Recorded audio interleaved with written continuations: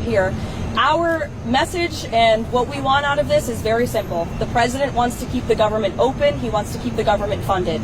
There is zero good reason for Democrats to vote against this clean continuing resolution. They voted for this exact same bill 13 times in the past. We want to keep the funding for our military, for our veterans, for our women and our children in this country continuing. We want the government to stay open. The president is giving Democrats one last chance to be reasonable today. Is the president here to negotiate with Democrats? Look, there is nothing to negotiate when you have a clean CR. Look, there are, of course, important policy discussions that can be had, but we are nearing a government shutdown and we are nearing a funding deadline, and the president wants to make this deadline. He wants to keep the government open. Karolyn, there is a press conference today with the Israeli Prime Minister. It signals, I think, that he's expecting there to be a deal announced, or at least that Netanyahu is going to accept the proposed plan. Is that the hope that the president has today? Look, the president knows and believes that this is as good of a plan as these sides are going to see. And that's why it's 21 points. It's very detailed. It's comprehensive.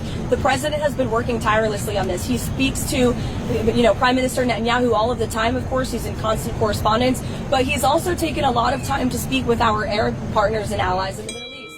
He met with them at UNGA in New York City last week to hear them out. We've obviously had direct and indirect conversations with Hamas as well.